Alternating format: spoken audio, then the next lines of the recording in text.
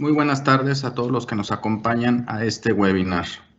A nombre del Centro de Capacitación Carso, les damos la más cordial bienvenida. Mi nombre es Sergio Camacho Castañeda, coordinador del Centro de Capacitación Carso Guadalajara. El día de hoy estamos con una nueva modalidad llamada Mesa de Diálogo y el tema principal será factores para la elaboración de una instalación eléctrica, la cual será expuesta por los ingeniera María del Carmen Camacho Martínez, ingeniero Israel González Hernández, ingeniero Pablo Sergio López Ramírez y el ingeniero Jesús Mariano González Llera. Al final de la presentación daremos un espacio para realizar preguntas acerca del tema. Les pedimos coloquen su nombre ya que se le dará preferencia a estas preguntas sobre las que sean anónimas. Adicionalmente pido de su apoyo para contestar una evaluación que dejaremos al final de la ponencia en una liga en la sección de preguntas y respuestas y a través de un código QR inserto en la última diapositiva. Sin más que agregar, cedo la palabra al ingeniero Pablo Sergio López Ramírez. Adelante, ingeniero. Gracias, ingeniero. Buenas tardes a todos y bienvenidos otra vez nuevamente a estos webinars del Centro de Capacitación Carso. Como decía, tenemos para ustedes ahora la mesa acerca de las instalaciones eléctricas. Yo voy a hablarles primero sobre la introducción al proyecto de una instalación eléctrica residencial. Vamos a comenzar y bienvenidos.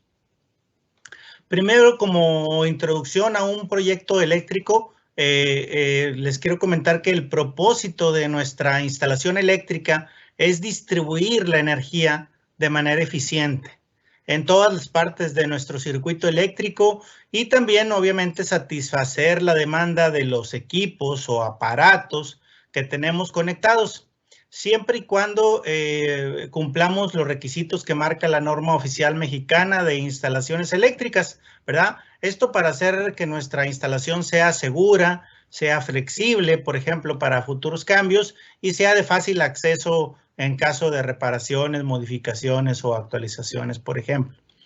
Y a continuación vamos a platicar estos temas, como son los requisitos mínimos y necesarios para considerar en el caso de ejecución de un proyecto eléctrico.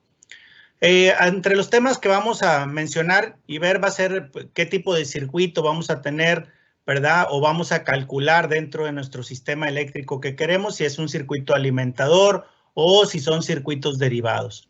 Y la formación de esos circuitos, ¿verdad?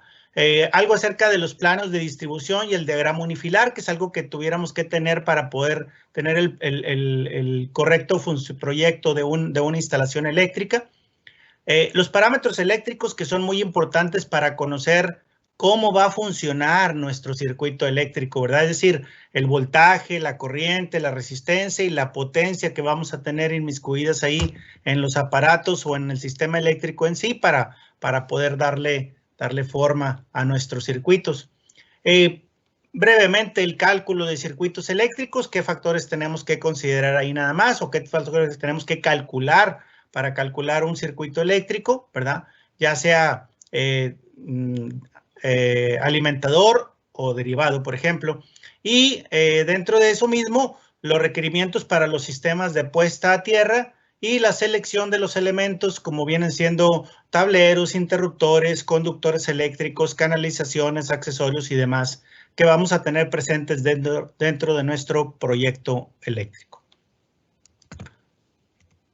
Así es que, hablando de los tipos de circuitos, primero, por ejemplo, hacemos referencia a la norma oficial mexicana de instalaciones eléctricas, capítulo 1, dice en disposiciones generales, dentro de su artículo 100, definiciones de la norma oficial mexicana de instalaciones eléctricas, NOM 001-CD, instalaciones eléctricas, utilización, y da las siguientes definiciones para circuito alimentador y circuito derivado.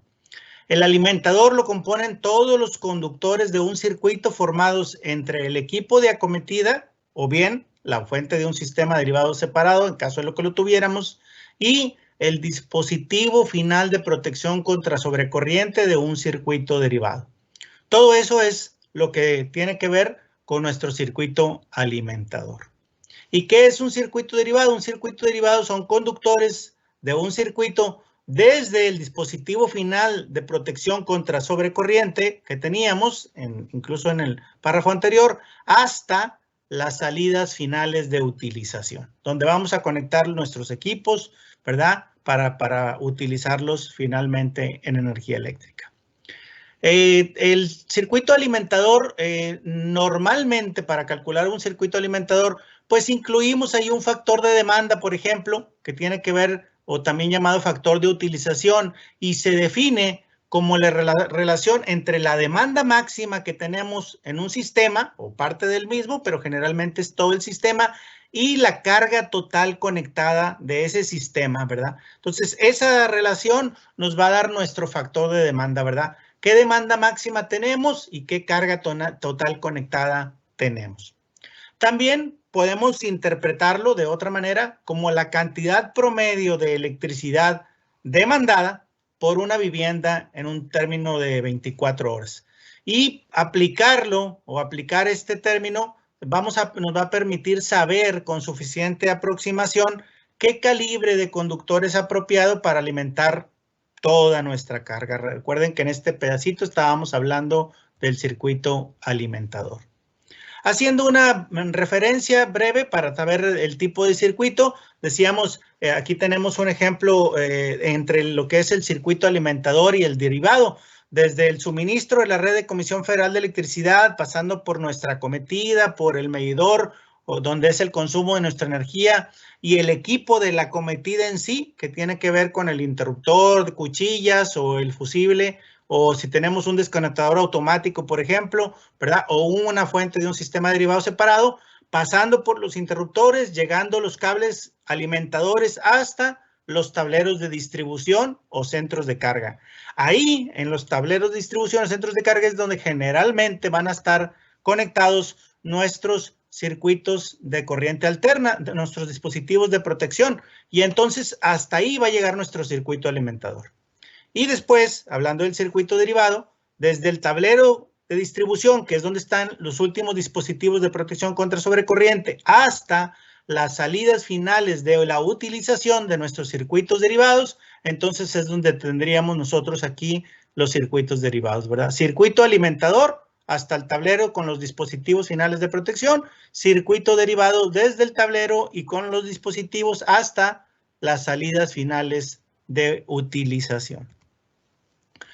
En definiciones, la norma sigue marcando que el equipo de acometida es el equipo necesario para servir de control principal y que usualmente consiste en el interruptor automático, desconectador y fusibles con sus accesorios localizados cerca del punto de entrada de los conductores de suministro al edificio o a nuestra casa habitación. La acometida es el conjunto de los conductores eléctricos que conecta la red de distribución del suministrador al punto de recepción del suministro de nuestro inmueble a servir. Y recuerden que sigue hasta nuestra alimentación, ¿verdad? Hasta nuestro centro de carga. Los conductores de acometida son los conductores que están comprendidos desde la acometida hasta el medio de desconexión de nuestra instalación. Y el medio de desconexión en sí es el dispositivo o conjunto de dispositivos que están, por los cuales los conductores de un circuito pueden ser desconectados de su fuente de alimentación. Aquí tenemos en su forma más básica y siempre y cuando sea un servicio aéreo, ¿verdad? El esquema de una acometida monofásica, ¿verdad? Del lado de la compañía suministradora, el poste, el transformador, nuestra conexión hacia nuestra conexión. Y nosotros tenemos aquí el equipo de acometida, la mufa, el tubo, la base de medidor, el interruptor, ¿verdad? Después llegando hasta el centro de carga y tenemos nuestra bajada hacia el sistema de tierra física de nuestro sistema. Tenemos entonces aquí, decíamos, pues el esquema básico de lo que estábamos hablando ahorita, de la parte de nuestro circuito alimentador. En cuanto a las definiciones de qué es un dispositivo, recuerden que es un elemento del sistema eléctrico que su principal función es la de conducir o controlar la energía eléctrica. Es decir, dentro de esta parte, obviamente, los dispositivos eléctricos son aparatos que no consumen energía eléctrica, ¿verdad? Los dispositivos vienen siendo, por ejemplo, los conductores, los apagadores, los contactos, ¿verdad? Cosas como ese tipo que nos ayudan, ¿verdad?, a controlar o a conducir la energía eléctrica, pero que por sí solos no consumen. Una salida es el punto de un sistema de alambrado en donde se toma corriente para alimentar un equipo de utilización. Y el equipo de utilización en sí es el equipo que utiliza la energía eléctrica para propósitos, por ejemplo, de convertir la energía en otra clase de energía, es decir, electrónica, electromecánica, química, de calefacción, de alumbrado, de audio, de video o cualquier otra forma de energía. Aquí tenemos unos ejemplos de equipos y dispositivos. Los equipos, dijimos, son todas las cosas o aparatos que consumen energía eléctrica para su funcionamiento. Los dispositivos son aparatos que pueden conducir o controlar nuestra energía eléctrica, pero sin ser consumidores, ¿verdad? Después vamos a tener que tomar en cuenta para la cuestión de un proyecto eléctrico la formación de un circuito eléctrico, ¿verdad? Vamos a formar nuestro circuito eléctrico.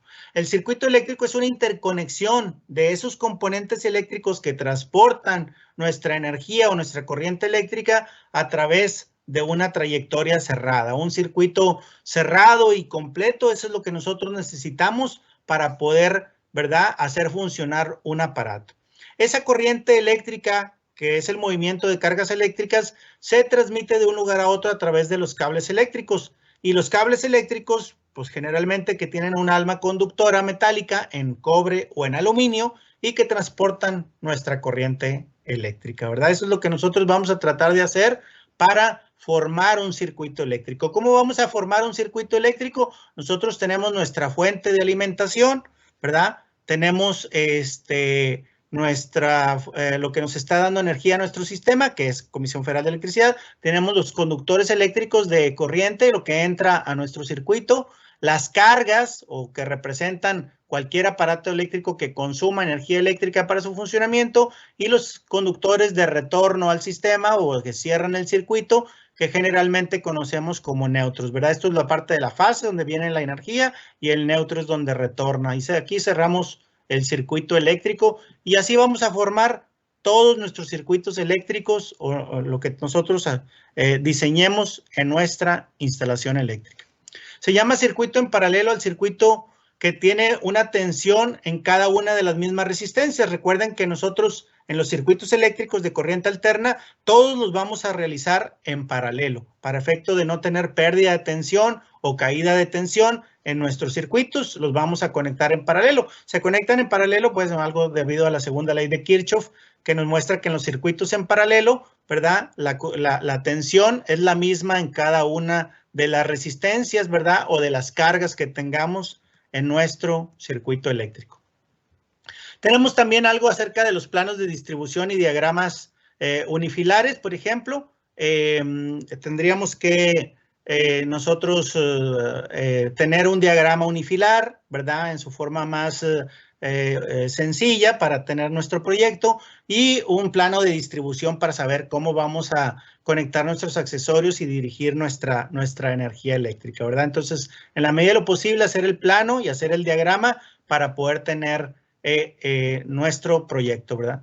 Los pasos para el cálculo del procedimiento de nuestros circuitos. Bueno, vamos a determinar en el caso de los derivados, por ejemplo, determinar la potencia total de nuestro circuito, calcular la corriente, vamos a seleccionar qué tipo de material vamos a utilizar en cuanto a cables, ¿verdad? El aislamiento que se utiliza, la temperatura, factores a considerar: la temperatura ambiente en el lugar de la instalación, el factor de agrupamiento, por ejemplo, temperatura de agrupamiento, para poder determinar calibres de conductores, fase y neutro, seleccionar unidad térmica, seleccionar el calibre del conductor de tierra, determinar la cantidad de conductores y calibres en cada ramal y seleccionar la canalización en cada parte de nuestro ramal, ¿verdad? Y entonces nosotros ya tendríamos de manera ejemplificada una práctica o un diseño de una instalación eléctrica donde nosotros ya tengamos nuestro interruptor general, nuestro centro de carga con nuestros interruptores termomagnéticos y un circuito donde tenemos, por ejemplo, aquí apagadores, que controlan lámparas y tomas de corriente o contactos, ¿verdad? ¿Cómo se alimentan? Pues con fase, por ejemplo, que se hace llegar a los apagadores y luego el retorno de esa fase que se llega hacia los focos para poder activarlos, ¿verdad? El neutro de este sistema eléctrico que viene y alimenta los focos y no entra a los apagadores en este caso, y para completar nuestro circuito, la tierra física que va hacia todas partes de nuestro sistema, ¿verdad? En el segundo circuito tendríamos nuestro circuito de contactos, por ejemplo, que tendríamos aquí la fase que viene y alimenta el contacto, ¿verdad? El neutro que viene y alimenta también nuestro contacto, o los contactos que tengamos, puede ser uno o varios dentro de un mismo circuito, y la tierra física para nuestro sistema. Es importante saber que para la mayoría de los circuitos, más bien para todos los circuitos de corriente alterna, cuando sean monofásicos vamos a llevar 3 conductores eléctricos siempre. Tenemos que tener fase, tenemos que tener neutro y tenemos que tener tierra física para nuestro sistema. En el caso, por ejemplo, de ser 220, también llevarían 3 cables, pero sería fase, fase y tierra. Entonces, siempre vamos a considerar que para todos los circuitos tenemos cuando menos 3 conductores eléctricos por fase, ¿verdad? Y así podemos ir induciéndonos a nuestro proyecto de instalación eléctrica.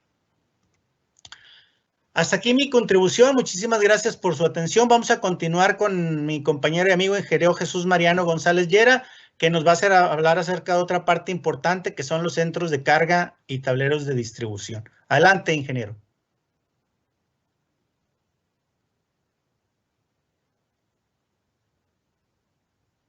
Ingeniero, ¿puede activar su micrófono?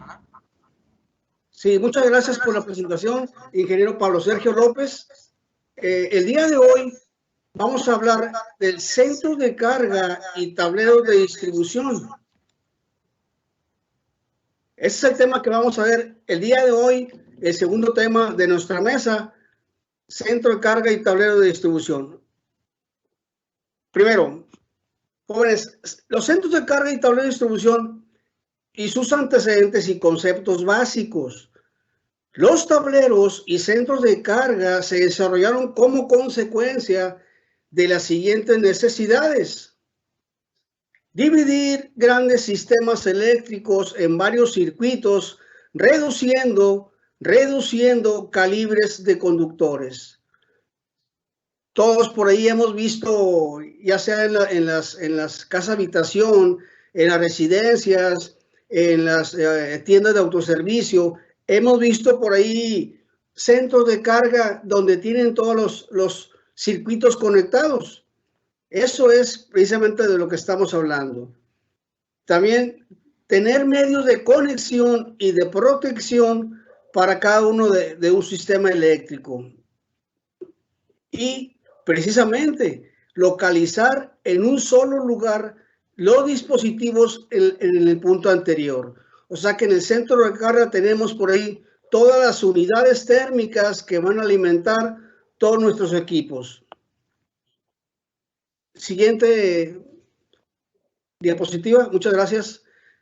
Circuito alimentador, derivados, fases y número de hilos. ¿Cuántas veces, jóvenes, no hemos escuchado que los muchachos de comisión hablan de monofásico, bifásico, trifásico? Entonces es lo que vamos a hablar de esos 3 conceptos. Cuando el tablero llega a las líneas de corriente, se dice que es 3 fases. El número de hilos en el tablero queda definido como la suma de cables de línea y el neutro que lo alimentan, teniendo las siguientes combinaciones. Por eso, una fase, 2 hilos.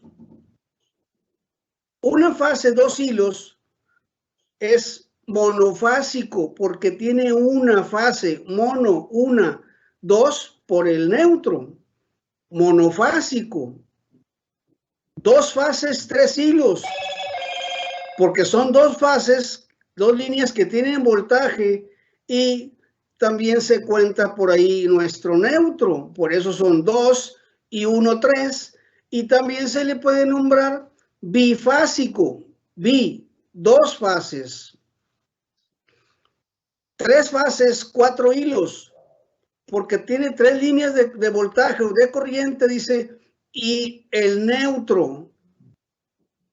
Esto también se le puede decir trifásico. De estos tableros de centros de carga, monofásico, bifásico y trifásico. Existen por ahí varios tipos de instalación o tipos de montaje. Cuando el tablero se va embebido en muros, se llama empotrar. Empotrar.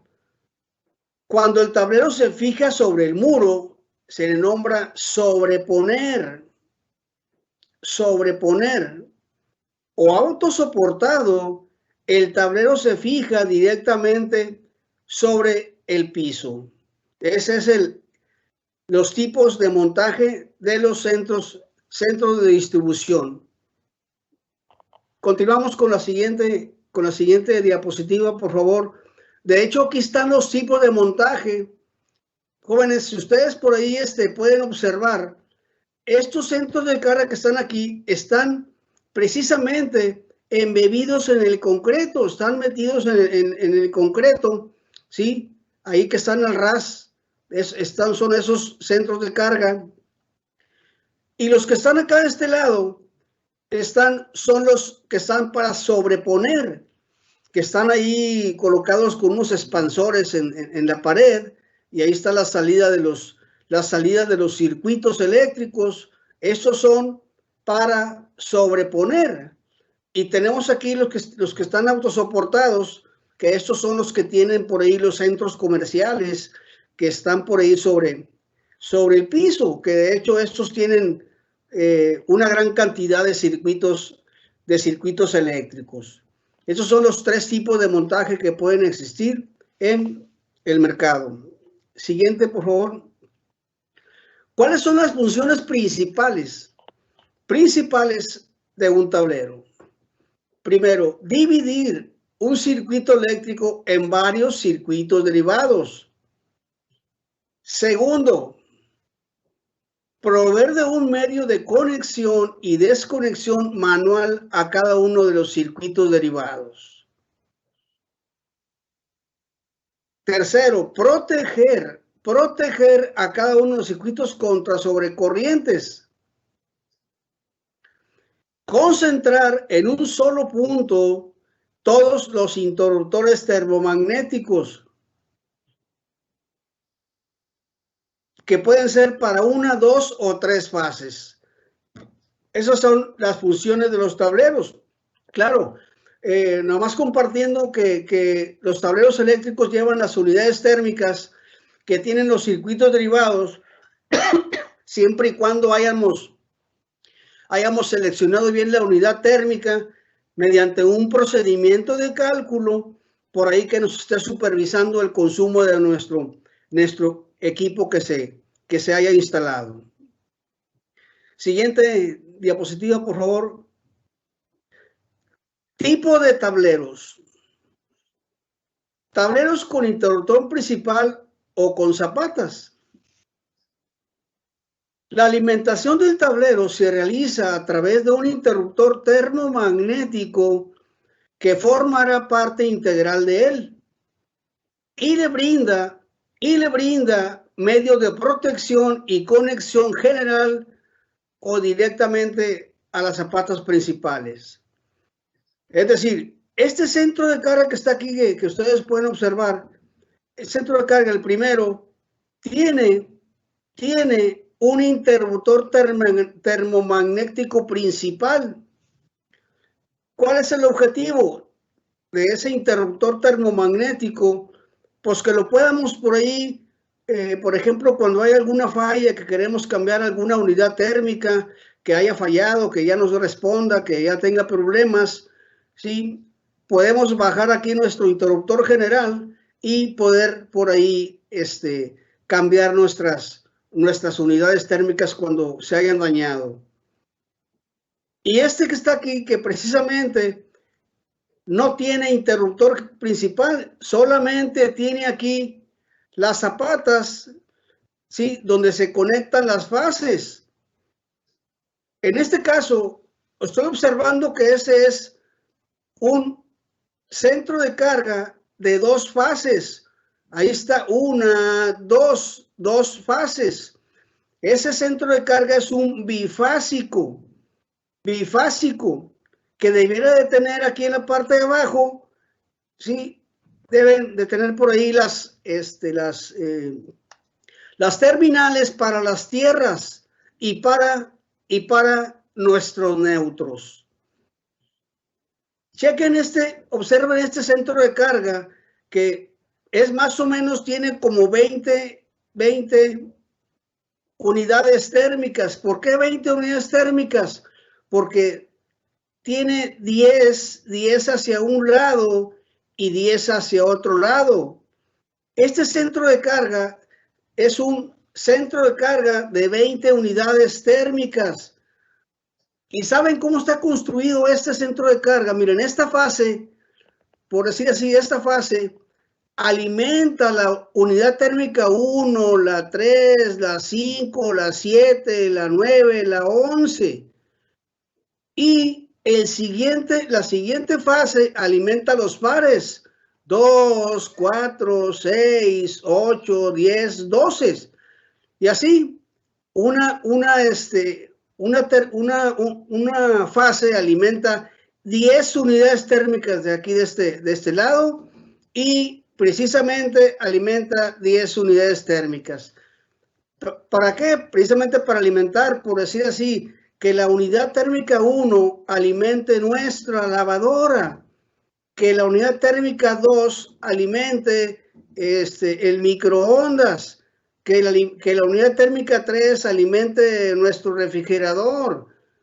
¿Sí? Entonces, por eso eso se le llaman los circuitos derivados de 20 unidades térmicas de 127 voltios. Es importante comentar también, jóvenes, que aquí, como la fase 1, la unidad térmica 1 pertenece a la 1 y la fase 2 pertenece a la unidad térmica 2, aquí podemos colocar también una unidad térmica doble para alimentar mi clima de 220. La 4 y 5 también podemos alimentar otro clima de 220. Lo que quiero comentarles es que este centro de carga nos puede servir para 10 circuitos de 127 volt en un lado y 10 circuitos de 127 volt en el otro lado. Pero también podemos conectar aparatos como climas, como bombas, como compresores de 220 voltios. Eso es nuestro centro de carga ya en su intimidad. En su intimidad, así es como está conectado, alimenta. Aquí está como escalonado las barras de cobre que alimentan nuestro centro de carga. Ahora, viéndolo bien, este centro de carga es importantísimo aprender a darle su mantenimiento preventivo completo a este centro de carga. Mantenimiento preventivo significa que le vas a dar, por ejemplo, a este centro de carga primero. De hecho, yo anduve mucho tiempo en el campo, jóvenes, y cuando le íbamos a dar mantenimiento a los centros de carga, desde el momento en que le quitas esta tapa, se te vienen todos los cables enfrente, se te vienen todos hacia la cara, porque desgraciadamente muchas de las veces no acomodan bien los cablecitos, no lo peinan bien, no lo ponen por ahí sus cinchitos para que vaya bien estéticamente, bien arreglado. Eso es lo que tenemos que hacer. Primero, al destaparlo, alinear o peinar todos los circuitos, que se vean todos los circuitos muy bien estéticos, los cables bien estéticos con unos cinchos bien conectaditos. Segundo, también tenemos que Muchas de las veces, jóvenes, en las unidades térmicas hay muchos puntitos calientes que tenemos que reparar, cortarle el cablecito de la puntita de donde se conecta la unidad térmica, sacarle cablecito nuevo y volverlo a conectar. Eso es eliminar un falso contacto o punto caliente. Porque de nada sirve que le des mantenimiento al centro de carga si no reparas todos los falsos contactos o puntos calientes que puede tener. Después que ya reparaste las unidades térmicas, ya quedaron todos los tornillitos bien apretaditos, porque eso es lo que tienes que hacer, bien, apretar todos los tornillitos bien y después empezar a lavarlo con solvente dieléctrico, todo nuestro centro de carga, con solvente dieléctrico para que quede bien limpio, bien estético y se vea tu trabajo bien. Y lo más importante, el balanceo de cargas. El balanceo de cargas, que es la vida a este tablero o centro de carga. ¿Cómo se realizan el balanceo de cargas? Miren, muchas de las veces esta fase que está aquí tiene, por decir así, tiene un número. 35 amperes a plena carga y esta tiene 16 amperes a plena carga. Ahí hay un problema de desbalanceo porque esta tiene 35 y esta 16.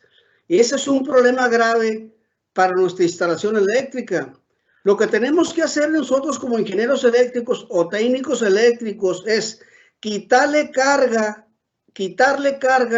a esta fase. ¿Y saben qué?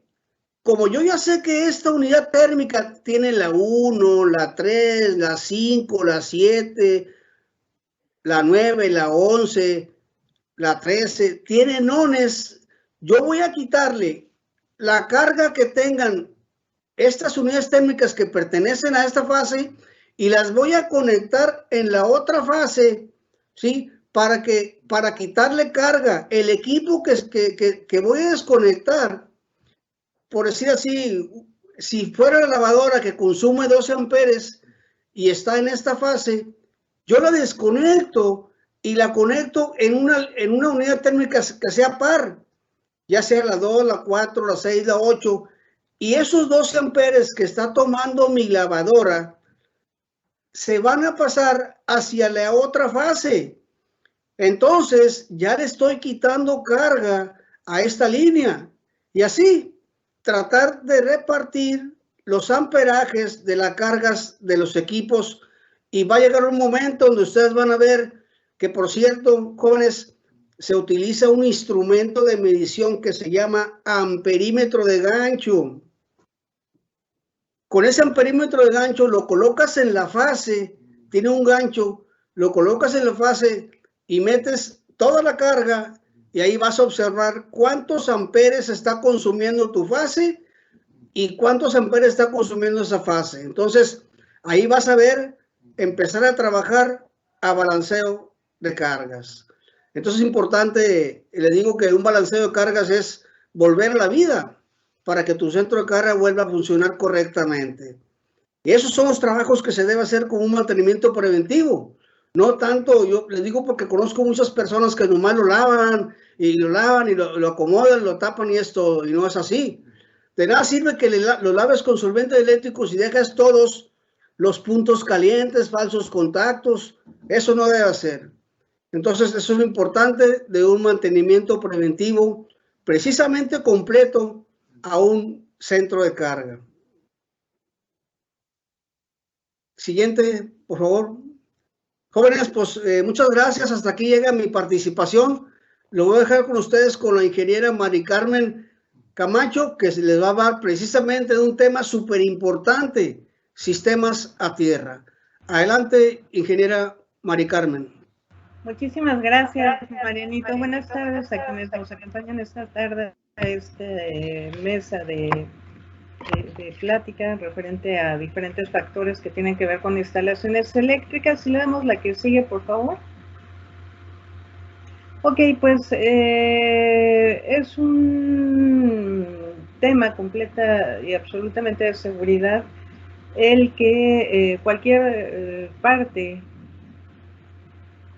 metálica que conforman nuestra instalación eléctrica o equipos que vayan a estar trabajando a través de la energía eléctrica queden conectados a tierra. ¿Para qué? Para que de esta manera se mantenga un potencial bajo y en caso de que llegase a existir algún accidente, esto no resulte de peligro para las personas y que no tampoco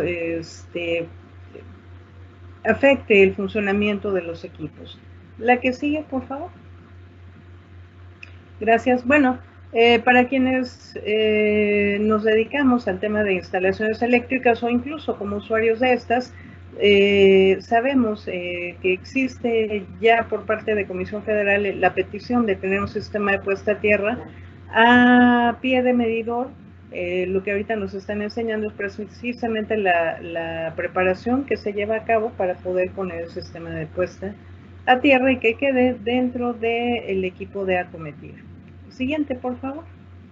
Bueno, nosotros debemos de partir de una idea de la corriente nominal de un circuito. ¿Qué es la corriente nominal del circuito? Bueno, no es otra cosa más que la corriente máxima o a plena carga que va a tener un circuito. Y esto es un dato que para nosotros debe ser muy importante porque no tenemos que pasar precisamente de esta corriente para que nuestra instalación eléctrica funcione de forma adecuada. La que sigue, por favor. De tal forma que cuando hablamos de sobre corrientes, estamos hablando de corrientes que exactamente están sobrepasando la corriente nominal de los circuitos, ya sean derivados o del alimentado. Y básicamente esto o las causas de sobrecorrientes se deben a sobrecargas, a cortocircuitos o a falla a tierra. En todos los casos hablamos de una corriente que está excediendo la corriente nominal del circuito y las consecuencias que esto tiene para la instalación eléctrica y los propios usuarios, pues dependiendo de la intensidad de la corriente que se genere, va a ser las consecuencias que se tengan. La que sigue, por favor. Ok, una sobrecarga es cuando nosotros tenemos un circuito derivado exclusivamente con cierta carga ya previamente calculada y que nosotros por alguna situación de comprar más equipo para la casa o no prever que cuando compramos esta casa se tuvieran las salidas indispensables para los diferentes equipos, bueno, pues lo que vamos a estar haciendo es sobrecargarlo y lo que esto significa es tener aproximadamente un 25% por encima de la corriente nominal. De todas maneras, esto a la postre puede causar desde luego algunas fallas a la instalación, en tanto que si se sigue calentando el conductor, pues puede degradarlo en un tiempo inferior a la vida útil que regularmente puede llegar a tener. En el caso de un cortocircuito hablamos de un contacto que se llega a producir entre fase y neutro, y esto es debido precisamente al desgaste que se tiene con el aislamiento de los conductores. Y bueno, en ese caso hablamos de corrientes que superan el 25% y pueden llegar hasta el 500%. La que siga, por favor. Y cuando hablamos de falla a tierra, pues son contactos que se llevan a cabo precisamente entre el conductor de fase, o también conocido como conductor de vivo, y alguna parte metálica, ya sea de los equipos que nosotros tenemos trabajando o de los propios elementos que conforman la instalación eléctrica. Aquí en el gráfico lo que tenemos es una falla precisamente en el motor de la lavadora y la persona que está manipulando este equipo, al no contar con un sistema de puesta a tierra, pues recibe una descarga, lo cual puede traer consecuencias desde pequeñas quemaduras o incluso la pérdida de la vida, dependiendo de qué tanto cantidad de corriente pasa a través del cuerpo y por cuánto tiempo. La que sigue, por favor. Bueno, estas pues son lesiones que puede llegar a causar precisamente por quemadura la corriente eléctrica. La que sigue, por favor. Y bueno, aquí podemos ver cuáles son los efectos que tiene precisamente sobre el cuerpo la intensidad de corriente. Es importante que nosotros valoremos que siempre, como ya lo mencionó el ingeniero Mariano, tener un interruptor termomagnético que esté adecuado precisamente en base a la carga que yo voy a tener conectada. Y por otro lado, ponderar también estos efectos de la corriente a través del cuerpo. Por ejemplo, si llegara a pasar hasta 1 miliampere, eso realmente es imperceptible. Ahora bien, para que nosotros podamos ir calibrando o ponderando qué tanto es 1 miliampere, pues estamos hablando de actualmente como la tercera parte de corriente que consume un foco de LEDs de 4 watts. Es decir, la tercera parte de esa corriente es 1 miliampere, y si eso llegara a pasar a través del cuerpo humano, bueno, puede ser imperceptible. Sin embargo, si nosotros vemos de 2 a 3 miliamperes, es decir, 3 miliamperes ya sería precisamente la capacidad de estos focos o lámparas de las que hablamos de 4 watts de LEDs, bueno, pues ya hay una sensación de hormigueo en el cuerpo humano. De 3 a 10 miliamperes, los músculos ya empiezan a reaccionar de tal forma que el sujeto por el cual está pasando esta corriente, bueno, pues lo que busca es desprenderse de este contacto, ¿no? Y más adelante, desde luego, hablamos incluso hasta de 500 miliamperes. 500 miliamperes son precisamente lo que consumía las lámparas incandescentes de 100 watts, ¿no? Entonces, no se necesita realmente tanta corriente para causar estragos importantes en la integridad física de los usuarios o incluso, pues, lamentablemente, la muerte. La que sigue, por favor. Bueno, aquí en este gráfico lo que podemos ver es que precisamente CFE, cuando se pide un servicio nuevo, nos pide que precisamente el sistema de puesta a tierra esté a pie del medidor a través de una varilla regularmente, y adicionalmente que se haga una unión entre el conductor de neutro y el conductor de la tierra. La que sigue, por favor. Bueno, y aquí las partes básicamente que conforman precisamente la cometida que pide CFE para podernos dar el servicio. Está ahorita nos están enseñando precisamente la mufa, el tubo conduit y finalmente la varilla. Nosotros tendríamos que checar precisamente con CFE cuáles son los requerimientos que pide para que nosotros podamos tener acceso precisamente al servicio de energía eléctrica que ellos ofrecen. La que sigue, por favor. Bueno, aparte de que CFE pide que tengamos este sistema de puesta a tierra, también es importante mencionar que todo el artículo 250 de la NOM 001C de utilización habla precisamente del sistema de puesta a tierra, y particularmente en el 254 habla de los requisitos generales para puesta a tierra. Sabemos que este sistema puesto a tierra nos va a ayudar, entre otras cosas, para poder regular la tensión que llega precisamente al usuario, y que en caso de que hubiera incluso una descarga atmosférica, esta tensión no se vaya a niveles peligrosos. Para eso, entre otras cosas, es que tenemos el sistema para la puesta a tierra. Adelante, por favor. Bueno, y hay varios objetivos por los cuales, aparte de cumplir con lo que pide CFE, aparte desde luego de cumplir con lo que pide la NOM, desde luego hay diferentes objetivos adicionales por el cual hay que poner un sistema de puesta a tierra en casa. El principal, desde luego, es darle seguridad a los usuarios de una instalación eléctrica para que en caso de que se tenga un contacto indirecto con la fase no sea tan grave para quien lo está sufriendo. Por otro lado, desde luego, es preservar los bienes y el equipo de quienes habitan esta casa. Y otro muy importante, desde luego, es que se estabilice la tensión eléctrica a tierra. Recordar que la tierra tiene exactamente 0 volts, y esto va a ayudar precisamente a que nuestro sistema tenga este referente de 0 volts, y esto ayuda no solamente a tener una mejor calidad en la energía por parte de CFE, sino también a nosotros como usuarios. La que sigue, por favor.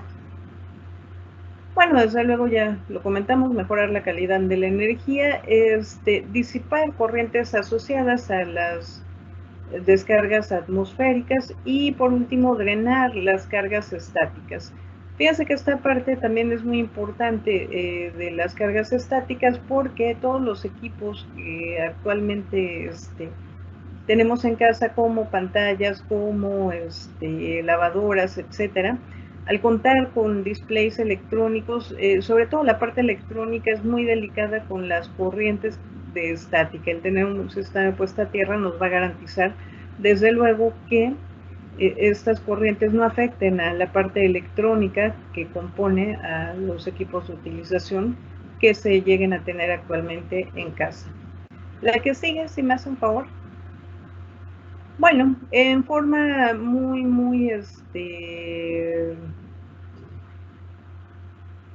general podemos decir que un sistema de puesta a tierra se compone desde luego del electrodo, que para casa habitación el que regularmente se emplea es el de varilla.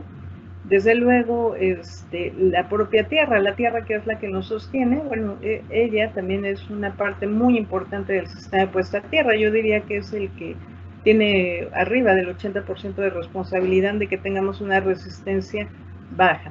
Hay que tomar en cuenta que precisamente, aunque la norma hable para baja tensión de tener máximo 25 ohms de resistencia, es importante que nosotros veamos cómo se comporta precisamente el electrodo en conjunto con la esfera de circunferencia que está pues alrededor de la Tierra, que tanto está permitiendo que se drenen las corrientes de falla. Y por último, pues desde luego, si yo ya hice un buen match en ese sentido, poner un conductor que vaya hacia toda la instalación eléctrica, todas las partes metálicas y a los contactos que van a conformar mi instalación eléctrica.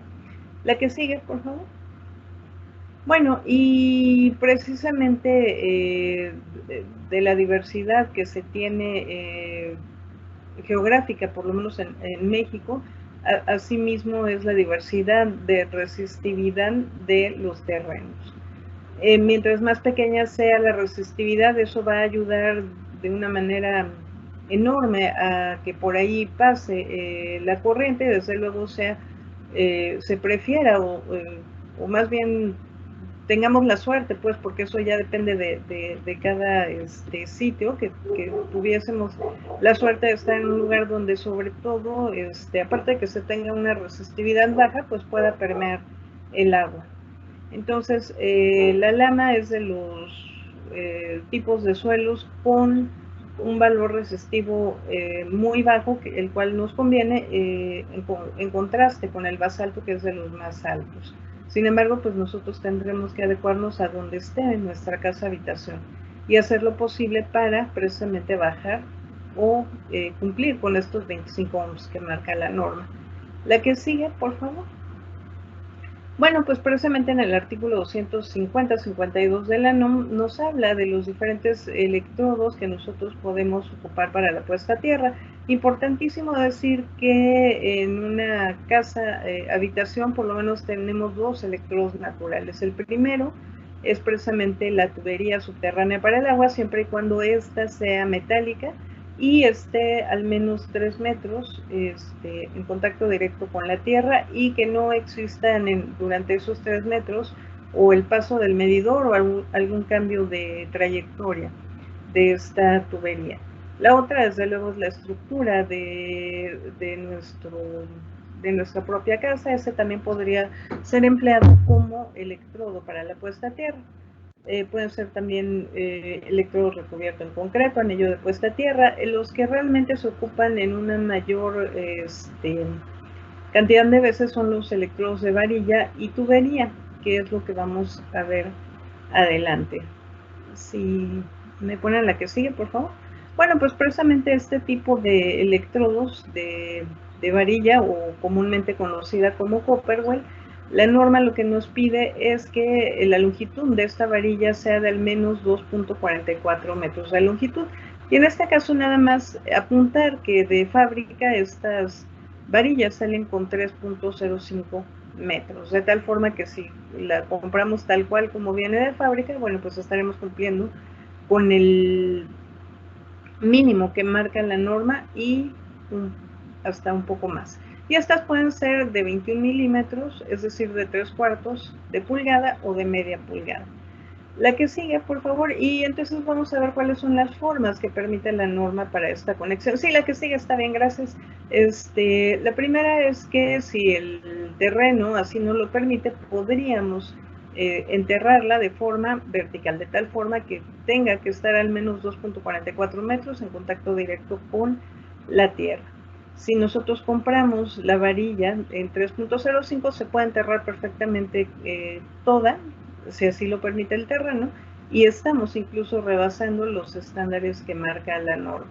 En caso de que no se pudiera, porque el terreno así no lo permite, la podemos tener a 45 grados, y si este fuera el caso, bueno, pues solamente 1.7 metros tendríamos que enterrar la varilla. Y ya de plano, si el terreno no nos lo permite, tendríamos que hacer una zanja que tenga al menos 75 centímetros de profundidad para que quede ahí enterrada también la varilla. Ahora bien, vamos a ver ahorita este video, por favor. ¿Sí?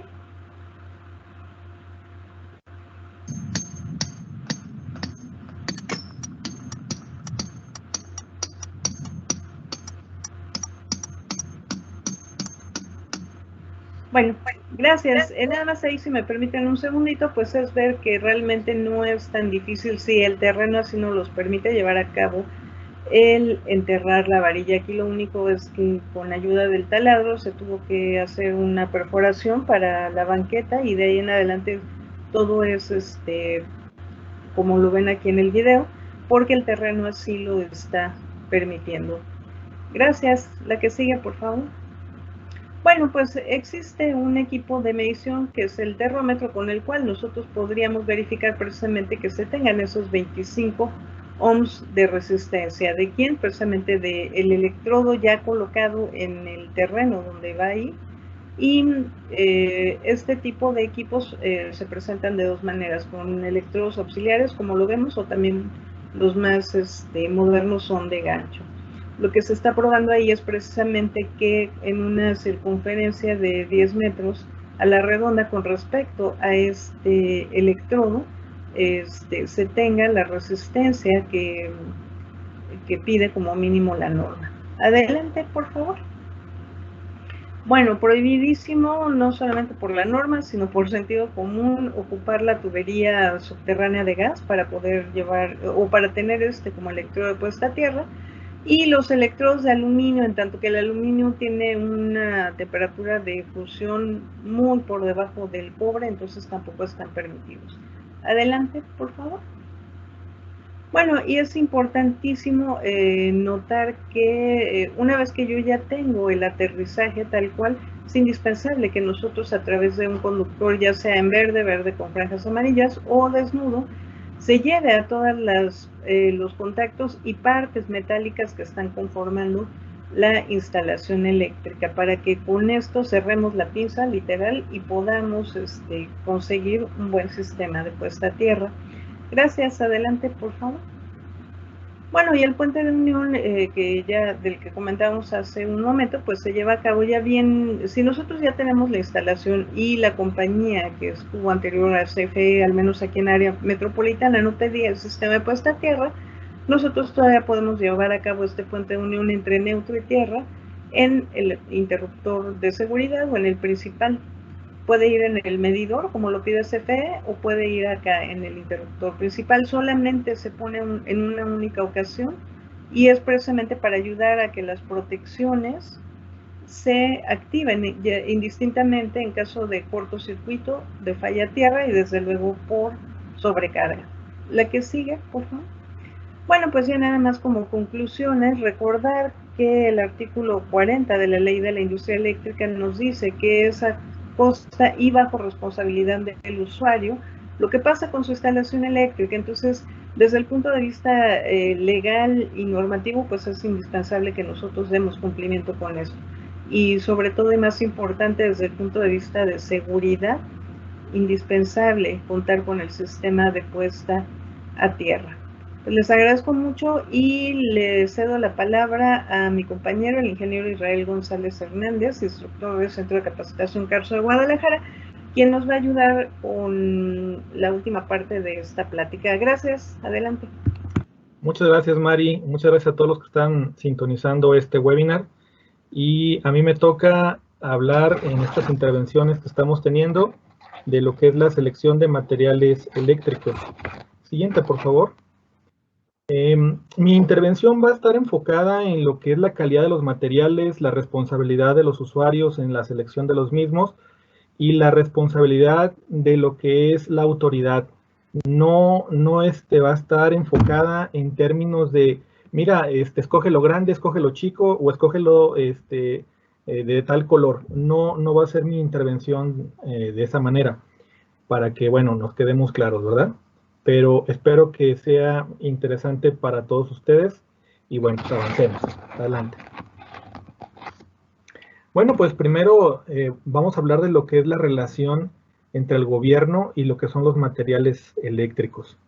La norma oficial mexicana NOM 003 SCFI, que por sus siglas es la Secretaría de Comercio y Fomento Industrial, en el año 2014, en la cual se titula Productos Eléctricos Especificaciones de Seguridad, refiere que es responsabilidad del gobierno federal procurar las medidas que sean necesarias para garantizar que los productos que se comercialicen en territorio nacional contengan los requisitos necesarios con el fin de garantizar los aspectos de información comercial para lograr una efectiva protección del consumidor. O sea que el gobierno tiene la responsabilidad de que los productos que nosotros utilicemos sean adecuados. Pero ¿cuál es el objetivo de esta norma? Bueno, establece las características y especificaciones de seguridad que deben cumplir los productos eléctricos que se importen o comercialicen en el territorio de los Estados Unidos mexicanos con el propósito de prevenir peligros a los consumidores y para la conservación de sus bienes. En términos de ausencia de riesgo de daños inaceptables, en función de las propiedades de uso de los productos, proveniendo del mal uso razonable previsible, cuando su instalación y conservación y usos corresponda a la finalidad a la que estén destinados, conforme a los principios siguientes. Protección contra los peligros provenientes del propio producto eléctrico. Protección contra los peligros causados por efectos de influencias externas sobre el producto eléctrico y funcionamiento seguro. Información de uso y conservación de los productos eléctricos marcados y etiquetados. O sea, lo que significa es que el primer responsable de la seguridad en lo que son los productos eléctricos es nuestro gobierno. También nosotros tenemos responsabilidad, pero la primera responsabilidad la lleva el gobierno. Siguiente, por favor. Gracias. Bueno, en el país se estima que existen 32 millones de viviendas particulares habitadas de acuerdo con la encuesta intercensal 2015 del INEGI. De estos 32 millones de viviendas, el 98.7% de ellas cuentan con electricidad y el 1.3% no cuentan con el servicio eléctrico. Lo que significa es que el rezago de instalaciones eléctricas en nuestro país es muy pequeño. Al momento es muy pequeño. Pero bueno, no nos hagamos tantas ilusiones. El parque industrial se estima que para finales del 2020 iba a aumentar a 37.3 millones de casas. 37 millones de casas. Y también tendríamos que observar cuántas de esas casas que se agregaron tendrían la ausencia de lo que es la electricidad. Pero ya sean casas de una u otra manera, necesitaríamos revisar los aspectos en materia de seguridad. Vamos a avanzar a la siguiente lámina, por favor. Bueno, pues en la actualidad existen viviendas, tanto nuevas como usadas, que pueden estar fuera del cumplimiento normativo. Una de las principales razones de esta situación es la asignación de costos mínimos en el proyecto, tanto en los materiales que se utilizan al realizar la instalación eléctrica, como en la mano de obra, la cual es no calificada. Y de los puntos que obviamente podemos rascarle aquí a esta lámina, a nosotros nos corresponde hablar de los materiales, así que la selección de los materiales obviamente va a ser parte fundamental en estas láminas que vamos a observar. La calidad de los materiales tiene mucho que ver, pero también la mano de obra tiene mucho que ver. Si nosotros tenemos una mano de obra mal calificada, prácticamente vamos a perder las garantías de los productos que lleguemos a comprar con garantía. Les voy a poner un ejemplo bien sencillo. En la empresa en la que nosotros trabajamos, tenemos un producto que está garantizado, pero en las partes traseras de esa caja se especifica claramente que ese producto solamente va a tener garantía siempre y cuando se armonice con otros productos que tengan obviamente calidad y que la mano de obra sea calificada. También se le anexa por ahí a esa información en el producto que deberá de llevar mantenimientos la instalación. En conjunto con todo esto, se le dará la garantía al cliente o usuario final. Entonces, esto también pasa en otras empresas. Si tú consumes productos de buena calidad y los revuelves con productos de mala calidad, vas a tener como consecuencia la anulación de los productos que sí habían cumplido. Frente a un parque habitacional envejecido y con nulo mantenimiento de las instalaciones eléctricas, las viviendas en México se convierten en unidades contaminantes y consumidoras de energía al operar de manera deficiente y en alto riesgo. Déjenme les anexo aquí una información interesante. De estos 32 millones de viviendas en el país, se consideran que estas tienen más de 20 años de antigüedad. De las 32 millones de viviendas, más de 20 años de antigüedad tienen. Pero bueno, 32 millones. Vamos a dar otro dato. De esos 32 millones, 18.8 millones de viviendas cuentan con instalaciones eléctricas obsoletas y sin mantenimiento. 18.8 millones de viviendas. De esas 32, 18.8. Y se estima que para el cierre del 2018 se tenía un envejecimiento muy acelerado de las viviendas que llegaría a más de 20 millones de viviendas envejecidas. 20 millones de viviendas envejecidas. Bueno, yo creo que no alcanzamos a dimensionar esto porque estamos viendo cifras muy fuertes. Pero si estamos hablando de que el parque de viviendas en el país ahorita a la fecha es de 37.3 millones y en datos estadísticos teníamos un envejecimiento de 20 millones al cierre del 2018, pues quiere decir que realmente 10, 15 tal vez millones de viviendas están en condiciones apenas aceptables. Pasemos a la siguiente lámina, por favor. Debemos de entender como prácticas ilegales de comercio a toda acción de falsificación y o piratería de productos, así como de equipos que, existiendo normas aplicables, no han sido certificados.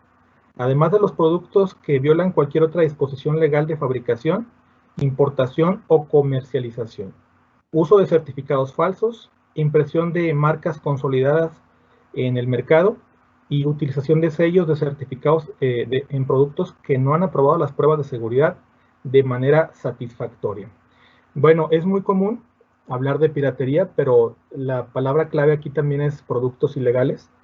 Y recuerden que la piratería puede causarnos pues simplemente una pérdida económica. A lo mejor ustedes compran un producto pirata como un libro, como un disco, como una fotografía, que no pone en riesgo su vida, pero cuando ustedes hablan de un producto ilegal, más aparte de que sea pirata, saben ustedes que no cumple con reglas mínimas de calidad que ponen en peligro la integridad de las personas que lo están utilizando. Entonces, así pasa con los productos eléctricos cuando los compras tú, pirateados o ilegales. Están fuera de toda normatividad. Me tocó observar a mí una televisión hace un par de años atrás, obviamente una marca pues desconocida, de esas marcas que tú le ves el nombre y no la identificas, y en la parte posterior se le rotulan los certificados o las leyendas de las empresas que han sido las acreditadoras de esos productos, y me llamó la atención que tenía todos los sellos del mundo, tenía ANSE, NICE, UL, CSA, tenía la CE, bueno, tenía sellos que ni siquiera eran acordes a productos electrónicos, y estábamos hablando de una tele. ¿Qué significa esto? Pues que la persona que la pirateó se puso a investigar cuáles eran los sellos y las normatividades aplicables de todos los países del mundo y simplemente se las pegó a la televisión en la parte de atrás. Para una persona inexperta, seguramente pues vio eso y dijo, wow, qué buen producto me estoy comprando. Pero para una persona como nosotros, ver algo así, obviamente sería una llamada de atención. Es como si yo viera en ese producto NOM 063, y yo sé que esa norma es de productos de cableado eléctrico, entonces estaría por demás esa normativa en ese producto. A mí me llamaría la atención. Y muchos productos así entran a nuestro país. Entran por lo que son las brechas fiscales y brechas aduanales que se tienen, en donde la revisión, aunque en papel podamos tener algo en regla, en lo que es la revisión final y lo que es la entrada final a nuestro país, se violan varias reglas y esto solamente promueve que tengamos problemas. Se acceden estos materiales a nuestro país y corre riesgo el usuario final. Avancemos, por favor. Bueno, pues se alerta de la piratería. En conferencia de prensa, la licenciada Laura Esquivel de la Fuente, vocera oficial de la Expo Eléctrica Internacional 2019, informó que la piratería de material eléctrico ha tenido un aumento del 15% en los primeros 5 meses del año, en ventas de más de 25,000 millones de pesos. Hoy es una cantidad que está fuerte. 25,000 millones de pesos. La Ciudad de México y Morelos son las principales entidades con mayor piratería del país. Bueno, voy a dar un dato para suavizar esta información a la Ciudad de México y a Morelos para que no se nos sientan mal. Resulta que a nivel mundial, el país con mayor piratería en el mundo es Rusia. Y a nivel el continente americano, el mayor país con piratería es Brasil. Así que bueno, ya no se sientan tan mal, ¿verdad? Ustedes son aquí en México nada más los número 1, pero a nivel mundial hay quien les gane. Ahora, en productos pirata, ¿qué es lo que más predomina? Bueno, lo primero es la piratería de música, ese es el número 1. Después viene la piratería de películas. En el número 3 está la piratería de ropa, zapatos y perfumes. Y en el número 4 está todo lo referente a materiales eléctricos. Y dentro de lo que son los materiales eléctricos, la siguiente lámina nos va a hablar de esa información, por favor. Bien, la piratería se presenta principalmente en extensiones, series navideñas, aparatos, lámparas, entre otros. Además de que el 70% de los incendios es provocado por una mala instalación eléctrica, al ser productos con una durabilidad de 3 años cuando mucho. En palabras de la licenciada, dice que es un problema grave porque puede afectar vidas, así como la industria nacional, provocando desempleos e inseguridad eléctrica y pérdidas humanas. Bien. Aunque no estoy ahondando mucho en las láminas, déjenme decir, se los digo de manera oral, la mayor cantidad de producto que viene fuera de norma, que viene ilegal, procede de China. Y hay que ser muy conscientes, China no tiene la culpa. Si nosotros, como un país consumidor, no estuviéramos consumiendo esos productos, pues obviamente no llegarían a nuestro país.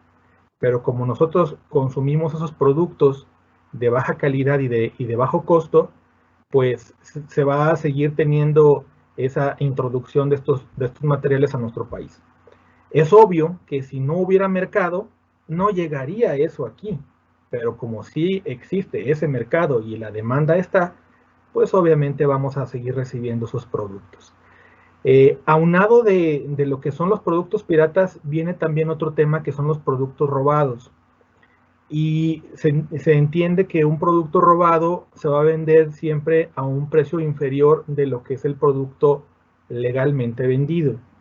Así que también en las asociaciones, y en las pláticas, y en las conferencias, y en las expos de los diferentes organismos rectores de las materias eléctricas, se dice que hay que tener cuidado con los precios de los materiales porque ellos nos va a dar una indicación de que el producto puede ser procedente de un robo. Aquí en Guadalajara tenemos la experiencia de uno de nuestros distribuidores que le robaron muchísimas toneladas de cobre y posteriormente este material salió a la venta a un precio muy pequeño y uno de los propios clientes de ellos lo compró. Entonces le dijo a nuestro proveedor, ¿sabes qué? Conseguí un mejor precio, discúlpame, no te lo voy a comprar a ti. Y entonces, pues no podía haber conseguido un mejor precio porque el mejor precio lo tenía este distribuidor de nosotros. Y le dijo, ok, de acuerdo, se lo vas a comprar a otra persona, no hay problema. Hazme un favor, enséñame la factura nada más para saber quién es el que te lo vendió a ese precio. Bueno, pues resulta de que le dieron una copia de la factura y revisando hacia atrás se dieron cuenta que la factura era falsa y que el domicilio no existía y que el RFC no existía. Así que la persona esta que compró ese material se metió en un problema ante Hacienda. Porque pues, obviamente tiene que comprobar cómo es posible que compró un material tan barato y con una factura falsa. Bien, siguiente lámina, por favor. Bien, bueno, pues los productos eléctricos ilegales y fuera de norma ponen en riesgo el patrimonio de las personas, suelen consumir mayor energía, son causales de descomposturas y problemas de funcionamiento en los aparatos y sobre todo ponen en riesgo las vidas humanas al poder causar incendios y electrocuciones. Esto es según datos de un documento muy interesante en el capítulo número 2, construcción de viviendas y situaciones de las instalaciones eléctricas del programa Casa Segura. Y si ustedes me permiten, voy a darles unos datos que nos compartió la licenciada Mari Carmen Ruiz, que es coordinadora del programa Casa Segura.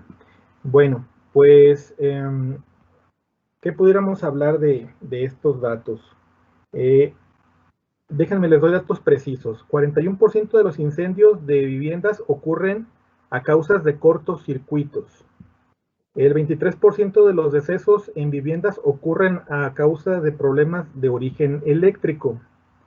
Del 100% de las pérdidas materiales en viviendas, el 62% fue por causas de cortocircuito. El 38% de los heridos por incendios fueron causados por un cortocircuito. El 33% de las defunciones en viviendas pueden atribuirse a descargas eléctricas. Y se estima que el 45% de los hospitales en las unidades de quemados del país fue a consecuencia de factores eléctricos. Datos duros: por usar productos de mala calidad, una mano de obra mal calificada y la ausencia de mantenimiento en las instalaciones eléctricas. Avancemos, por favor.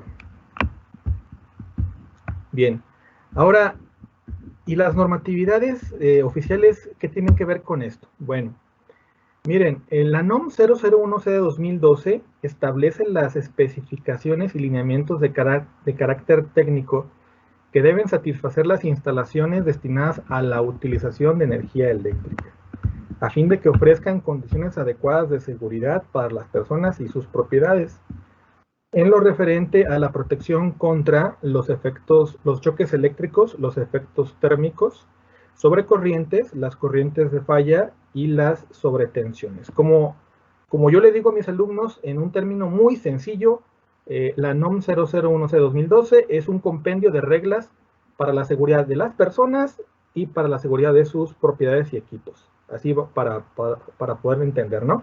Pero, ¿qué relación tienen estas normatividades con los productos eléctricos? Siguiente lámina, por favor. Bien. Bueno, pues el artículo 110.2-aprobación dice lo siguiente: en las instalaciones eléctricas a que se refiere esta NOM, deben utilizarse materiales, equipos, o sea, productos, que cumplan con lo establecido en la numeral 431, la cual vamos a ver más adelante. No me muevan la lámina, ahorita la vamos a ver. Déjenme, termino de explicar esto y avanzamos. Los materiales y equipos, o sea, productos de las instalaciones eléctricas sujetos al cumplimiento de la norma oficial mexicana o normas mexicanas deben contar con un certificado expedido por un organismo de certificación de productos. En este caso, pues puede ser el ANSE, el UL, la CCA, etcétera, ¿no? Productos que sean acreditados y, en caso, aprobados. Ahora, los materiales y equipos que cumplan las disposiciones establecidas en los párrafos anteriores se consideran aprobados para los efectos de esta norma. Bueno, vamos a ver lo que dice el numeral 431, por favor, en la siguiente lámina. Bien, este numeral dice que en las instalaciones eléctricas a las que se refiere esta NOM deben utilizarse materiales y equipos, o sea, productos, que cumplan con las normas oficiales mexicanas. Con las normas mexicanas y a falta de estas ostenten las especificaciones internacionales, las del país de origen o en su caso las del fabricante con las que cumplen. Bien, déjenme detengo aquí un segundo para explicar lo siguiente. Cuando un producto entra a nuestro país tiene que haber pasado por instituciones que certifiquen que están en buena calidad. Pero debe haber también normatividades acerca de esos productos. En este caso pueden ser normas oficiales mexicanas como la NOM. Pero si no tiene normas oficiales mexicanas, tiene que tener normas mexicanas, que es la NMX. Si no tiene normas mexicanas, tiene que tener normas internacionales. O sea, debe de cumplir alguna norma internacional, que es la NI. Si no tiene normas internacionales, deberá cumplir con alguna norma de referencia, una NR. Y si no tiene normas de referencia, deberá tener las mismas normas o reglas del fabricante que lo está elaborando. Pero si no tiene nada de eso, ese producto seguramente es ilegal. ¿Por qué? Porque no ha cumplido con los requisitos mínimos que establecen las normatividades y tampoco por lo mismo tienen un certificado. Entonces, todo producto eléctrico debe de tener una certificación. Adelante. Bien, pero comentaba yo desde el inicio de mi intervención que aunque el gobierno es el primer responsable, también nosotros tenemos responsabilidad. Nuestra compañera, la ingeniera Mari Carmen, apuntaba este punto también, lo voy a volver a repetir. Dice el artículo 40 de la Ley de la Industria Eléctrica que corresponde al usuario final realizar a su costa y bajo su responsabilidad las obras e instalaciones destinadas al uso de la energía eléctrica, mismas que deberán satisfacer los requisitos técnicos y de seguridad que fijen las normas oficiales mexicanas. Los productos, dispositivos, equipos, maquinaria, instrumentos o sistemas que se utilicen para su funcionamiento y operación de la energía eléctrica quedan sujetos al cumplimiento de las normas oficiales mexicanas.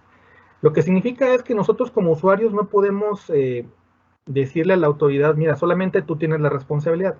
También nosotros somos responsables en un sentido.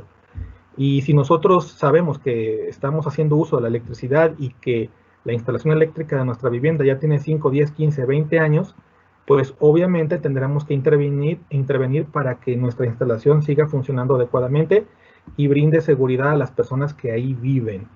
¿Y esto por qué? Por simple lógica, pero también porque es un artículo de la ley. Bien, adelante, por favor. Ya estamos entrando a la recta final. Vamos a ver un pequeño video resumen de lo que es Casa Segura y la Cámara Nacional de Manufacturas Eléctricas. Adelante, por favor.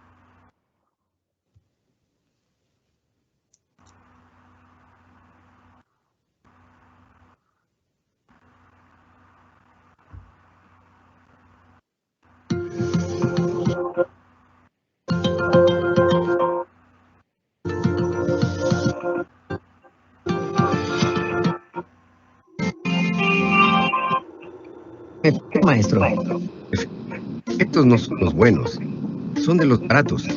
Además, no traen el sello NOM. Y la verdad, estos sí son un riesgo, jefe. Recuerde, siempre lo barato puede salir muy caro. Los cables que se necesitan son cables elaborados bajo normas y con la calidad necesaria para su instalación. Cuentan con un sello NOM y todos llevan un grabado en sus empaques. No son de los económicos, como los que usted me compró. Y lo más importante, pagamos por ellos un precio justo. Calidad contra precio. ¿A poco no? Mire, cables como los de aluminio con recubrimiento de cobre no cumplen con las normas necesarias para ser instalados y no son seguros, ya que pueden generar cortocircuito o un sobrecalentamiento en la instalación. No solo los cables deben de cumplir con requisitos de seguridad en sus procesos de producción, también debemos poner atención en los centros de carga, tomas de corriente, en los apagadores, interruptores termomagnéticos, fusibles, etc. Todos deben estar certificados y garantizar la seguridad de las personas y sus bienes. Hay que cuidar a nuestras familias. El uso de cables, artefactos y accesorios sin sello NOM son un peligro y le harán pagar más en su consumo de luz. Di no a los productos engañosos, ilegales y fuera de norma. Compre productos certificados y que cumplan con las normas mexicanas. Y recuerde, lo barato puede salir muy caro.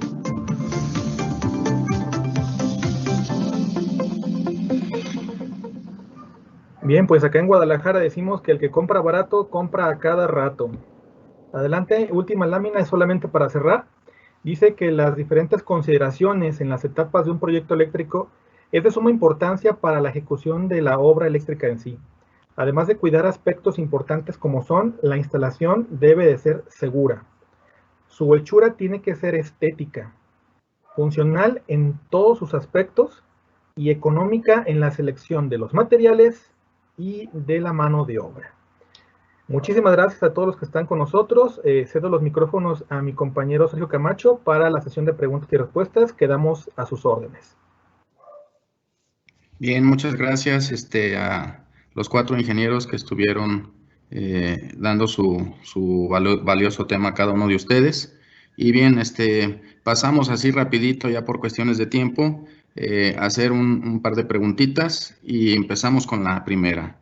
Nos dice el compañero Adelfo, para el sistema 3 fases, 4 hilos, también puede llamarse 3 fases, 5 hilos, es decir, 3 fases, un neutro y un cable para tierra. ¿Quién me ayuda a contestarla? Ok, permíteme un segundo, ingeniero Israel.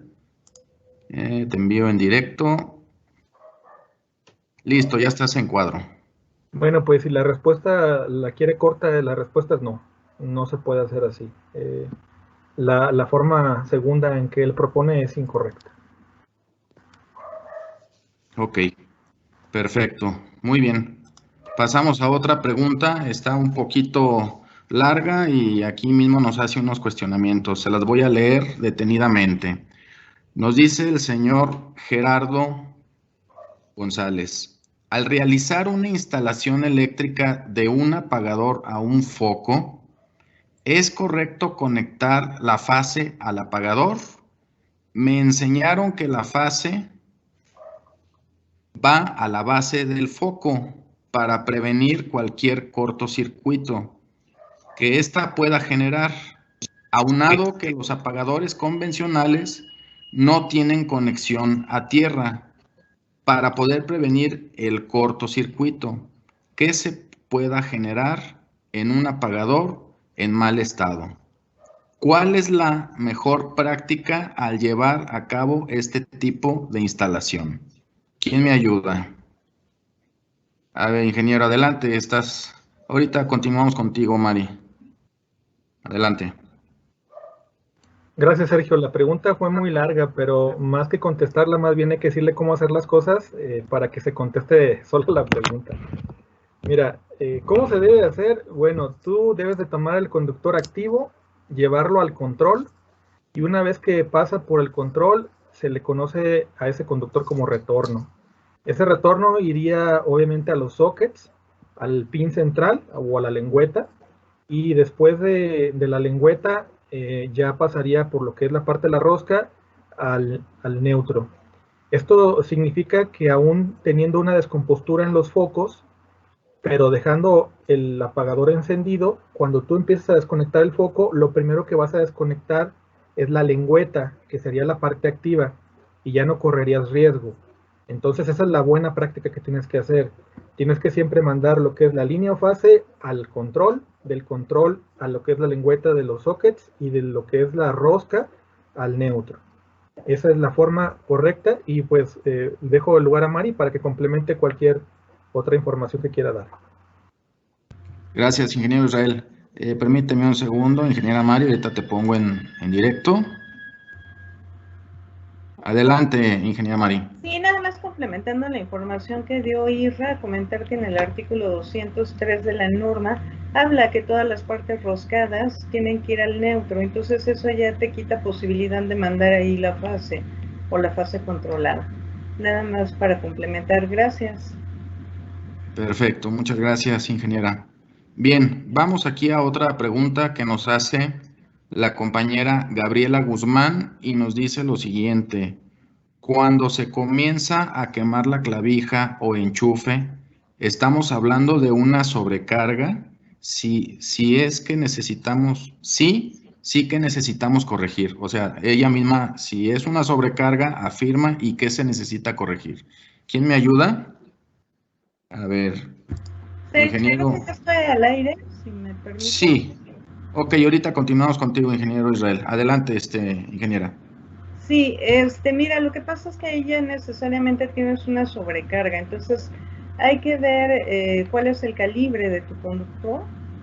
Esa sería probablemente la más práctica que puedas llevar a cabo y en un análisis mucho más amplio, eso es lo que yo te diría de primera instancia. Ahora, en un análisis mucho más amplio tendrías que llevar a cabo mediciones cuando toda tu carga de ese circuito está conectada, para que en función de eso puedas con precisión saber si la protección de ese circuito derivado, si el cable es adecuado, si no tienes caída de tensión, etcétera. Entonces sí sería indispensable que pudieras llevar a cabo mediciones para que en función de eso puedas tomar decisiones. Gracias. Ok. ¿Quieres complementar, ingeniero Israel, para ponerte ahorita en cuadro? Ok, permíteme un segundo. Permíteme. Listo, adelante. Sí, gracias. Como bien apunta la ingeniera Mari Carmen, la sobrecarga es el primer factor, aunque también el otro factor es el falso contacto. Si hubiera un falso contacto en las terminales o en los tornillos, también se genera el calor. Y también complementando lo que ella ya dijo, homologar lo que son los valores de cableado con lo que soporta el accesorio, porque si tú, por ejemplo, tienes el accesorio que soporta solamente 5 amperes y el cableado soporta 10, bueno, hay un problema y viceversa. Tiene que haber una homologación de los valores que soportan los accesorios y cableados y que está congruente también con el dispositivo de protección del circuito, como bien apuntaba la ingeniera Mari Carmen. Entonces, cuidando esos dos aspectos de lo que es los falsos contactos y las sobrecargas, se eliminaría ese problema. Pero yo sí sugeriría que accedieran a lo que es un personal calificado para que les dé la mejor asesoría. Ok, excelente, ingeniero Israel. Muy bien, tenemos aquí otra pregunta del señor José González y nos dice lo siguiente. ¿Se puede usar la tierra física como neutro? Adelante, ingeniero Pablo. Permíteme, ingeniero Israel. Permítame, ingeniero Pablo. Listo, estás al aire.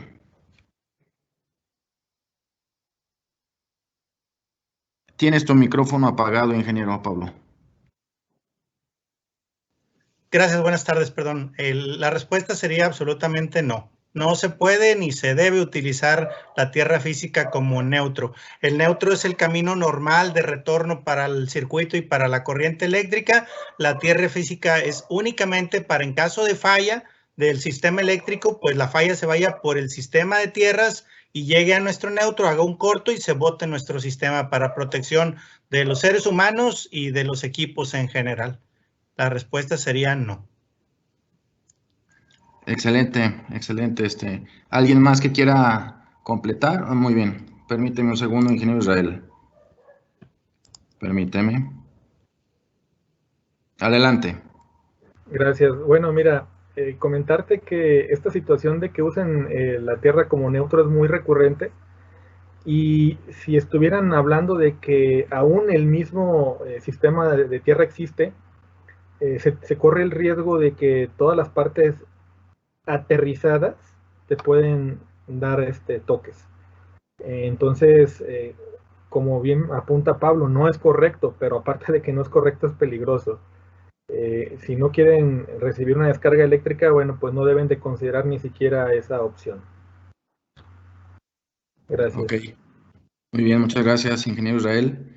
Bien, esta pregunta va enfocadísima para el tema que dio nuestro compañero ingeniero Mariano. Te la leo, ingeniero. Dice el señor Armando Díaz. Buenas tardes. Los centros de carga tipo QX de la marca Squardi dicen que la carcasa del centro de carga funciona como puesta a tierra. ¿Es verdad? Permíteme un segundo, ingeniero Mariano, para ponerte al aire.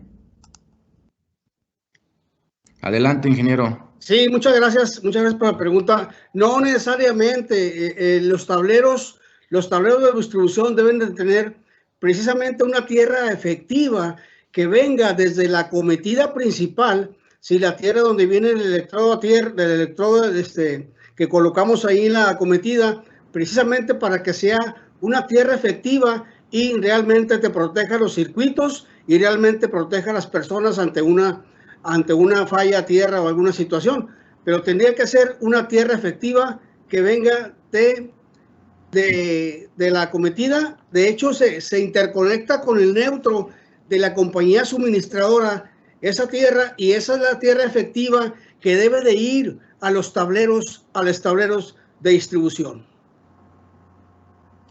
Muy bien, muchas gracias, ingeniero. Y tenemos aquí la última pregunta que nos dice el señor Jorge Hernández. Para el cálculo de la corriente eléctrica en circuitos, ¿en qué momento se ocupa el factor de potencia? Ok, ingeniera Mari. Permíteme un segundo. Primero, las damas, fuiste la primera. Adelante, ingeniera. Sí, muchas gracias. Bueno, mira, el factor de potencia se ocupa toda vez que tú tienes un sistema de media tensión en adelante. Particularmente en casa habitación, el factor de potencia no es indispensable tomarlo en cuenta en tanto que se considera igual a 1. Entonces, si tienes un sistema de media tensión, pues sería ahí propicio hacer uso de este factor. Gracias. Ok, muchas gracias. ¿Alguien que quiera complementar la respuesta de la ingeniera? Ok. Permítame, ingeniero Israel. Te pongo al aire. Adelante. Sí, complementando lo que Mari dice, también en motores, en industrias, que tal vez se necesitan corregir, se ocuparán las intervenciones de lo que es el factor de potencia en los cálculos, puesto que la información en la placa de datos de los motores te va a decir la eficiencia a la que trabajan y el factor de potencia que tienen. Y muchos de estos motores jamás van a tener una eficiencia ideal del 0.9 o 90%. Entonces se requerirá esa corrección. Es definitivo que pues obviamente tienen un servicio a nivel industrial, no es un servicio a nivel de casa, porque aunque a nivel de casa se pueda llegar a tener el uso de lo que son motores e inductancias, pues finalmente, como bien apunta Mari, no se mide por parte de la compañía suministradora. Entonces, para motores también se generaría esa consideración. Gracias. Bien, damos la palabra al ingeniero Pablo ya para cerrar la sesión de preguntas y respuestas. Adelante, ingeniero Pablo. Gracias, muchas gracias. Y nada más complementando igual la información que dieron mis compañeros, y están en toda la razón, sería en un sistema de media tensión, en un sistema comercial, en un sistema industrial, pero suponiendo que el compañero quisiera calcular la corriente, ¿verdad? Y utilizar el factor de potencia, bueno, para el cálculo de la corriente, por ejemplo, dependiendo de la ley, pero generalmente es con la ley de Watt, y es corriente es igual a potencia entre el voltaje, y entonces al meter el valor de la potencia lo multiplicas por el factor de potencia o eficiencia para que ahí se refleje ese valor, ¿no? Pero realmente en las cuestiones residenciales, como dijeron mis compañeros, no se utiliza. Muchísimas gracias. Ok, muchas gracias. Perfecto. Ingeniero Pablo, ahorita que te tengo aquí a cuadro, quisiéramos cerrar con esta sesión y pues que nos des algunas palabras de despedida. Pues muchísimas gracias a todos, gracias por su atención y participación. Los esperamos en los siguientes webinars del Centro de Capacitación Carso y estamos a sus órdenes para cualquier duda en los correos. Muchísimas gracias por su atención. Muy bien. Ingeniera Mari Carmen, te pongo al aire para que des algunas palabras de despedida. Listo. Muy amable, pues agradecerle a mis compañeros y a quienes nos acompañaron a este webinar, invitarlos, el próximo lunes empezamos curso básico en línea, entonces todavía están a tiempo para poder inscribirse. Creo que aquí en el chat o en la sección de preguntas y respuestas, seguramente ya van a tener ahí información. Gracias, buenas tardes, hasta la próxima. Muchas gracias, ingeniera Mari. Ingeniero Israel, te pongo en este momento al aire para tu despedida. Muchas gracias a los que nos acompañaron a este webinar, a mis compañeros en esta mesa de diálogo, a nuestra coordinadora y espero que nos sigan viendo en los demás webinars y muchísimas gracias por su atención. Gracias. Ok, muchas gracias. Perfecto, ingeniero Mariano, te pongo al aire, adelante para tus palabras. Abre tu micrófono, ingeniero Mariano, por favor. Muchas gracias por haber asistido a este webinar, a esta mesa de diálogo. Y como dijo la señorita ingeniera Mari, sí es importante que el lunes próximo iniciamos curso en línea. La verdad que ha tenido mucho éxito y esperemos que con su asistencia para que se inscriban a este curso interesante que lo iniciamos los tres centros de capacitación. Iniciamos el lunes por ahí para que ahí los esperamos. Muchas gracias. Muy bien, muchas gracias, ingeniero. Bien, pues muchas gracias, ingenieros, por su valiosa participación en esta nueva modalidad llamada mesa de diálogo. Si no ha dado tiempo de contestar sus preguntas, les pedimos las hagan llegar a los correos que aparecen en la última diapositiva. Asimismo, a todas las personas que han preguntado por la presentación, les comento que la ponencia se subirá al canal de YouTube de Condumex, el cual se está poniendo en este momento la liga en el chat para que puedan ver el canal de YouTube de Condumex. Finalmente, les pido que nos ayuden a contestar una pequeña evaluación a través del código QR que se muestra en la pantalla o en la liga que colocaré en el chat de preguntas y respuestas. A nombre del Centro de Capacitación Carso, agradecemos a cada uno de ustedes su presencia en este webinar y los invitamos a seguir participando en las sesiones futuras que tendremos durante los próximos meses. En nuestras redes sociales estaremos posteando las ligas para el registro. Quedamos atentos a sus comentarios. Muchas gracias y también a manera de comentario, en el chat acabamos de poner también la liga de registro para nuestro próximo curso el día lunes 15 de febrero.